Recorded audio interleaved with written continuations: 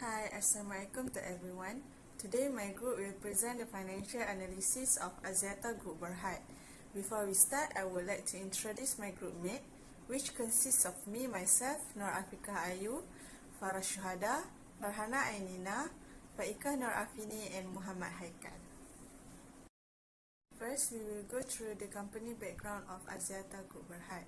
Axiata Group Berhad, formerly known as TM International Berhad (TMI). It is a Malaysian multinational telecommunication conglomerate with extensive operations in Asia. It was incorporated on 12 June 1992. The company has been listed in Bursa Malaysia Securities Berhad in 2008 and was renamed as Axiata in 2009. It is now located at KL Central, Kuala Lumpur. Axiata's primary business is in investment holding and the provision of telecommunication and consultancy services on an international scale. The main focus being emerging markets in Asia and South Asia. They launched their tagline, Advancing Asia, as to reflect the direction of the company in focusing their expansion in Asia. Their vision is to be the next generation digital champion by 2024. Axiata Group Berhad focuses on 4 P's that define their success. Firstly, performance, which is to be the one of Asia's largest telecom and tech groups in all financial metrics as they grow in market capitalization and generate strong ROI. Secondly, people, which is to be recognized as a top talent brand and an Asian talent factory. Next, partnership, to be the number one choice for customers and partners by offering superior customer experience while continuing build trust with all stakeholders. Lastly, planet and society, which is to be recognized as a responsible digital champion in creating a digitally inclusive society. Assalamualaikum warahmatullahi wabarakatuh. Hello everyone, I'm Faikah Afini. Now I'm going to continue with the SWOT analysis. SWOT analysis is a proven management framework which enables a brand like Axiata Group Berhad to benchmarking its business and performance as compared to the competitors. SWOT analysis include the 4 key elements which are strength, weaknesses, opportunity, and threat.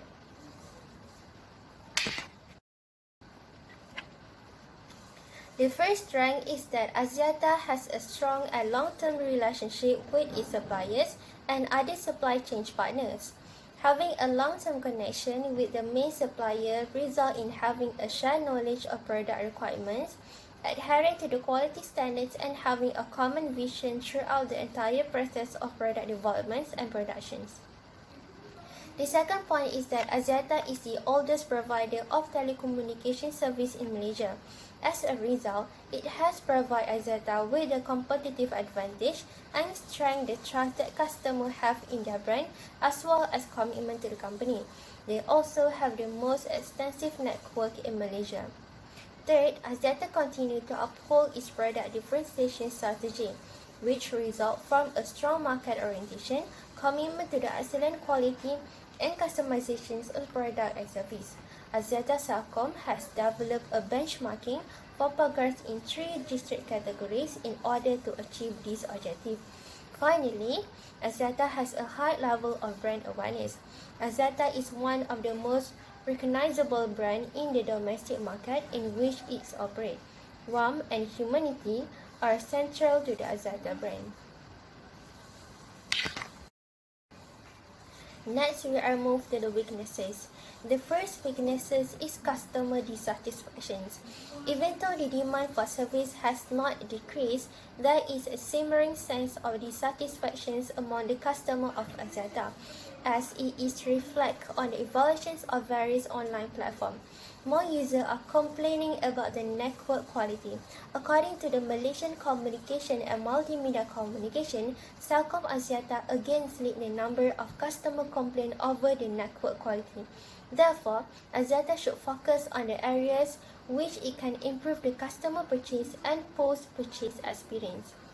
Next weaknesses is implementations of technology in process. Even though Axiata has incorporated technology into the back-end operation, it has not yet been successful in leveraging the power of technology in the front-end procedure. Finally, there is a low level of loyalty among both customers and suppliers.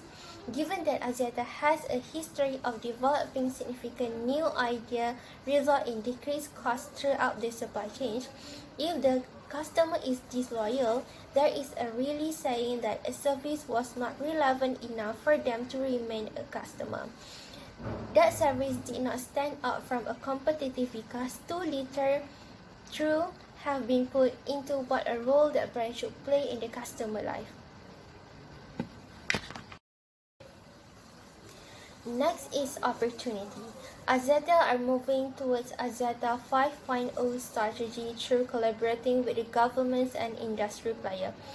5G is the area of connectivity that delivers high data speed, ultra-low latency, increased reliability, and greater network capacity. Next, Axiata has increased rural connectivity through reliability access to communication and digital technologies to maintaining equitable and inclusive society. Axiata are running open radio access network technology trials to enhance rural connectivity in several of their markets such as Malaysia, Indonesia, and Sri Lanka. Besides that, Axiata are making innovations in digital inclusions. Digital inclusions is the efforts to democratize access to digital resources that empower all the members of society to achieve their fullness potential. For example, providing access to education and connecting communications to healthcare. Lastly, Axiata built an Asia-wide superhighway and leveraging global network Axiata Wholesale through serving international carrier business needs and becoming Asia preferred carrier solution provider. For example, provide consumer of our operating companies and enterprise business with the scalable and end-to-end solution spanning voice. In addition, Axiata Wholesale also provide capacity planning, connectivity and other data and capacity activities to extensive carrier portfolio. The last one is the threat. The first threat are engineering and right sizing, which have the potential to disrupt the supply chain connections with the brokers, dealers, and distributors or possible result eliminations of the network. Aside from that, the fast changing in technology can exceed the capacity of the government as well as the Axiata to react to the changes that are brought by the new technologies, since they can alter labor market and market equalities. Next, increasing the bargaining power of buyers also can be the threat to Axiata because it can reduce the profit potential in the company. Over the years, the bargaining power of customers of Axiata has increased significantly, that is putting downward pressure on the price. Next, Axiata should observe on the fast-changing government regulations under the growing pressure from protest group and non-government organizations, especially regarding to the environment and labor safety aspect.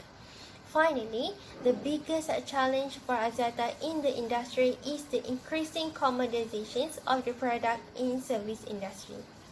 So that's all from me. Thank you. Bismillahirrahmanirrahim. I am Muhammad Haikal Azman. So I will present about vertical analysis. Vertical analysis is the proportional analysis of a financial statement where each line item on financial statement is listed as a percentage of another item. This means that every line item on a income statement is stated a percentage of revenue, while every line item on a balance sheet is stated as a percentage of total assets. So this vertical analysis for statement of comprehensive income. So for statement of comprehensive income, the base that we use is total revenue. So the operating profit show a drastic increasement from negative 11.13% on 2018 to 17.59% on 2019. Axiata Group managed to reduce the operating costs to be lower than their revenue starting 2019. It shows their determination to stop having loss and gain profit on their business. However, in 2020, operating profit decreased to 10.3% uh, due to higher operating costs caused by COVID-19 outbreak that become worse in Malaysia. So next is profit or loss for the financial year. Axiata Group operates on loss in the year 2018, which is 21.97% due higher operating costs and other expenses. However, they managed to secure profit on the respective year 2019, which is 7.38% by reducing their operating costs and other expenses. Then in 2020, the profit reduced to 2.57% due to higher operating costs during the COVID-19 outbreak and lower finance income since the government gave some exemption on repayment. Next, we move to statement of financial position. The statement of financial position, the base that we use is total assets. So, uh, Axiata Group show decreasing in total equity in year 2019 and 2020, which is from 36.36% to 33.40% respectively. It is due to reduction of retained earning. However, in year 2020, it increased back to 35.14%, but the increasement not too high. Next, the total current assets of Axiata Group show a decreased trend from 19.27% to 14.32% in 2018 and 2019, but significantly increased in 2020 to 17.61%. This is because Axiata Group incurred high amount of change of cash and equivalent between that 3 years. Hello, my name is Noorfarhana Ainina binti Abdul Razak. Next, we move to the trend analysis in the statements of profit and loss and the statements of financial position. I will start with the trend analysis in statement of financial position. It shows that the non-current asset in 2019 increased by 11% from 2018 due to the company recorded several items in non-current asset in 2019 that is not in 2018. The group recorded right-of use asset as at year-end amounting 8.9 billion, which includes reclassification from intangible assets and PPE. However, there is decreases in current asset by 23%. There is decrease in cash balance that is result of cash dividend payment, capital investment in network and repayment of loans. In 2020, the trend analysis shows that the non-current asset decreases by 2%. This is due to reduction of PPE and right of use of asset that was partially offset by addition during the financial year. The asset classified as held for sale also decreased due to disposal of remaining investment in Idea. There is increases in current asset of 2020 due to the increase in cash balance that is driven by net cash inflow from operating activities, partially offset by capital investment in network and cash dividends paid. Next, trend analysis in SoftPay shows that the non-current liabilities in 2019 decreased by 10% from 2018. This is due to the adoption of FAR670. The group recorded lease liabilities of 7.3 million at year-end of 2019. The borrowings in 2019 also reduced due to net loan repayment. There are increase in current liabilities for 2019 by 32% due to increasing in gross borrowing. The group also recorded lease liabilities for current liabilities in 2019, which is not having in 2018. Trend analysis in SoftPay shows that the non-current liabilities in 2020 increased by 34% from 2019. This is due to the lease liabilities increase by 496 million. However, the current liabilities for the year of 2020 recorded decrease due to derivative financial instrument decreased by 2 billion due to recognition of put option liability of 2.3 billion arising from a transaction with non-controlling interest upon completion of Robi's IPO, offset with a revaluation loss of 223 million during the year. Trend analysis in statement profit or loss shows that the revenue in 2019 increased by 2.9% from 2018 due to there are strong growth revenue in all operating companies except Celcom and XL. Group EBITDA in 2019 also grew by 27.4% at constant currency and excluding FAR670 impact. Group EBITDA registered solid growth as a result of improved performance by all operating companies except for the NCELs. In 2020, trend analysis in SOPL shows that the revenue declines by 1.5% from 2019. This is due to the COVID-19 pandemic and lockdown measures across operating companies markets during the financial year. Despite drop in the revenue group EBITDA was flat by 0.4% with the improvement from all operating companies except for the Celcom and Cells and Edotco. Trend analysis in SOPL shows that the operating costs in 2019 decreased from 2018 by 9%. This is due to the lower depreciations, impairments, amortizations, marketing, advertising, and promotions and other operating costs. However, there are slightly increase in the staff costs than the costs that incurred in 2018.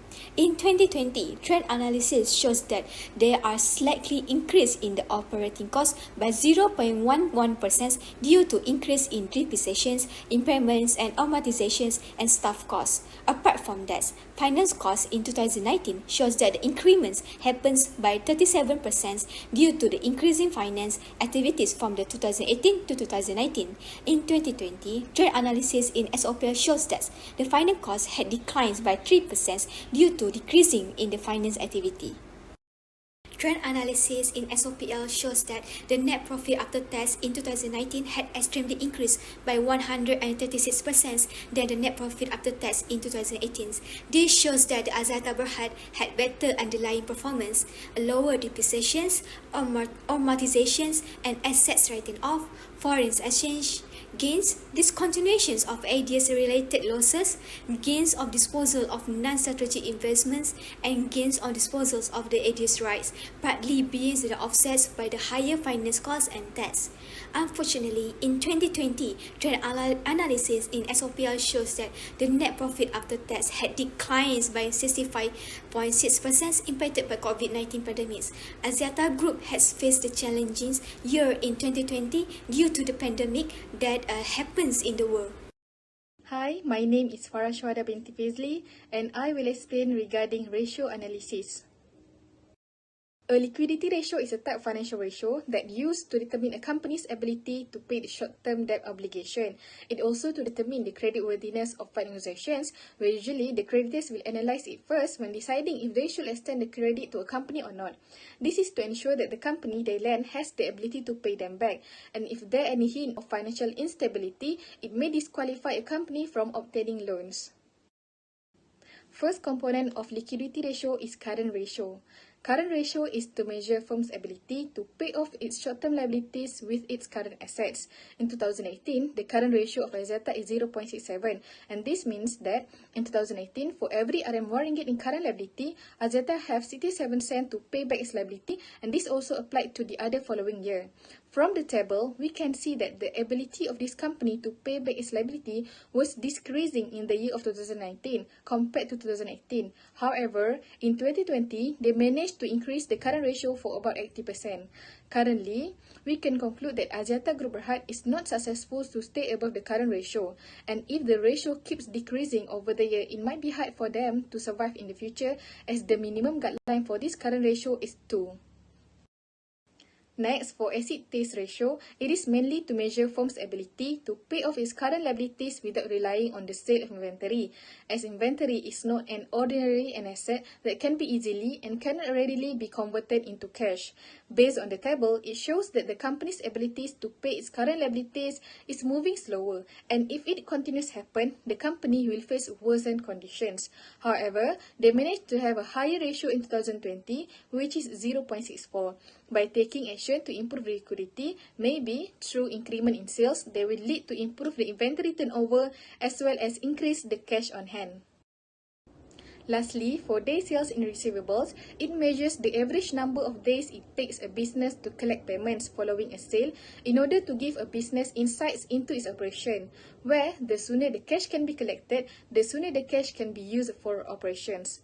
From the table, we can see that Axiata is doing good in collecting payments as the number of days is quite aggressively decreased from 2018 to 2020. As for 2020, the result for this ratio is getting better when Axiata only took 65 days to collect their cash from the debtors compared to 2018, which is 78 days. Thus, we can conclude that they have a better collecting procedures and their debtors also able to pay their purchase within the credit term. Next ratio analysis is regarding leverage ratio. It indicates the level of debt incurred by a business entity, and these ratios provide indication on how the company's asset and business operations are financed either using debt or equity. The use of leverage is beneficial, especially during times when the firm is earning profits as they become amplified. Debt ratio is a solvency ratio that shows how many assets the company must sell in order to pay off all its liabilities. Therefore, the higher the ratio, the more financial risk to the company that will lead to weaker solvency, and the lower the ratio, the better the company positions. As for Axiata Group Berhad, the company get the lower debt ratio in 2018, which is 0.64 compared to the other years. The debt ratio in 2020 means that every RM1 is financed by 65% of debt, and the drop in ratio from 2019 to 2020 indicates that the debt has declined and the solvency has been improved. As for debt to equity ratio, it is used to evaluate a company financial leverage. Thus, higher leverage ratios tend to indicate the company or stock with a higher risk to shareholders. As for Axiata, they considered as leveraged firm since the debt to equity ratio is more than 1 and generally means that the company's asset is more funded by debts rather than by shareholders' equity. From the table above, the company has the lowest ratio in 2018, which is 1.1, compared to the year of 2019 and 2020 for 1.6 respectively. Lastly is time interest earned ratio.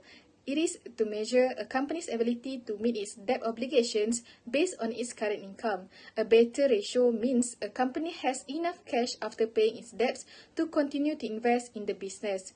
Based on the table above, the ratio for Axiata Group Berhad for 2018 is 1.39 times, and for both 2019 and 2020, there is no amount for every expenses in their financial statement. Next ratio analysis is efficiency ratios, that also known as activity ratios. It is used by analysts to measure the performance of a company's short-term or current performance. It measures the company's ability to use its assets to generate income, and this makes efficiency ratios more important because an improvement in the ratios usually translates to improved profitability. Account receivable turnover is the number of times per year that a business collects its average accounts receivable. Thus, the higher the ratio, it shows that the debts are being collected quickly and include efficient credit and collection period. While when the ratio is lower, it implies delayed payment from debtors and longer collection period. As per table, we can see that there is significant increment in ratio for 2018 until 2020, which is 4.67, 5.21 and 5.54 respectively. In 2020, the ratio shows the higher numbers that indicates the company's collection account receivable is more frequent and efficient, while the company also managed to have a high-quality customer base that is able to pay their debts quickly. For fixed asset turnover ratio, it reveals how efficient a company at generating sales from its existing fixed asset, in which a higher ratio implies that the management is using its fixed assets more effectively. Therefore, it gives higher returns on asset investment. On the other hand, when the business is underperforming in sales and has a relatively high amount of investment in fixed assets, the ratio may be low. Based on the table, the ratio only had small difference between each year, which more or less the same for the 3 years. Therefore, it indicates that for every RM1 invested in fixed assets, the company able to earn net sales of RM 43 cents in 2018, 46 cents for both 2019 and 2020, respectively. Assalamualaikum warahmatullahi wabarakatuh. Hello everyone. Now I'm going to continue with the profitability ratio. A profitability ratio indicates how well a company utilizes its asset to produce profit and value to the shareholder. Profitability ratio are more useful when compared to similar companies, the company own history, or average ratio for the company industry.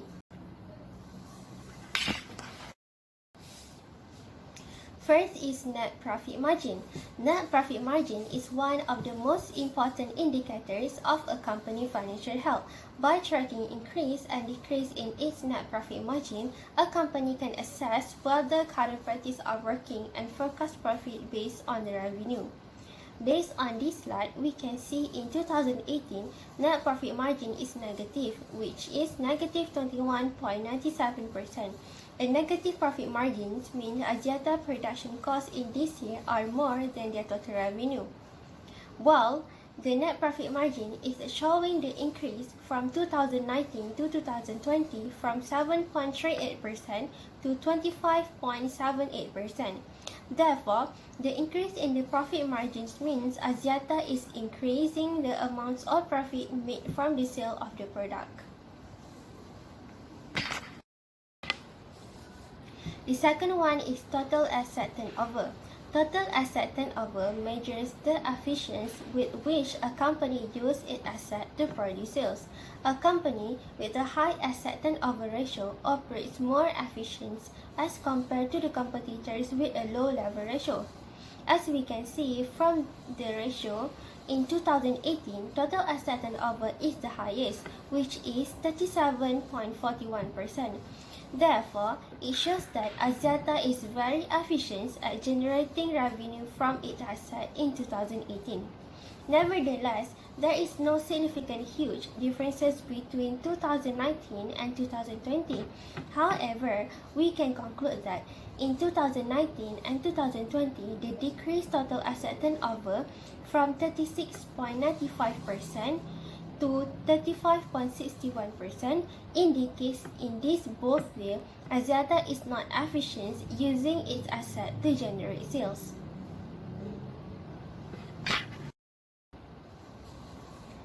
Next, return on asset. Return on asset (ROA) is refers to financial ratio that indicates how profitable a company is its relation to its total asset. Usually, corporate management, analysis, and investor can use ROA to determine how efficient a company uses its asset to generate a profit. Based on the ROE ratio, seems that in 2018 has 8.72% was highest than other years. Therefore, it shows that this year, the company is more efficient and productive at managing its balance sheet to generate profit. However, for 2019 and 2020, the ROA decreased to 20.73% and 0.92% indicates that Axiata Berhad are not able to make maximum use of its asset for getting more profit.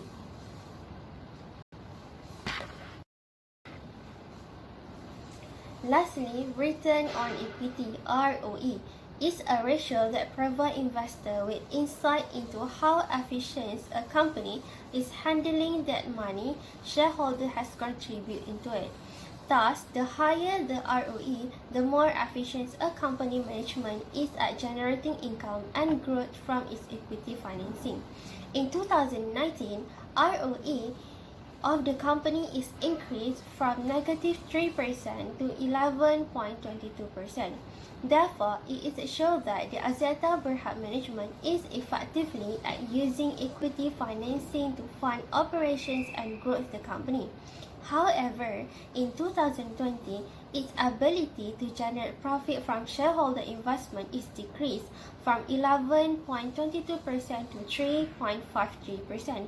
Therefore, we can conclude that the decrease in performance of Axiata, which considered less good in managing the equity. So that's all from me. Thank you. As conclusion, for quantitative analysis, we can see that the company profit margin decreased in 2018 but continued to increase starting from 2019 and 2020. This shows that Axiata Group Berhad managed to recover their profit in 2018. Other than that, the liquidity ratio of the company shows that Axiata Group Berhad still able to survive the financial downturn, but it might be hard for them to survive in the future if their ratio becomes lower like in 2019. Next, the efficiency ratio of the company shows that all account receivable turnover has satisfactory pattern over the 3 years, which means that the company are good in collecting their debt. Thus, as overall, we can say that Axiata Group Berhad able to maintain their performance in those 3 years despite having slightly difficulties in certain area of certain years. Axiata Group Berhad will be able to improve and eliminate weaknesses or threat in the future as they have a good strength and opportunity to perform better.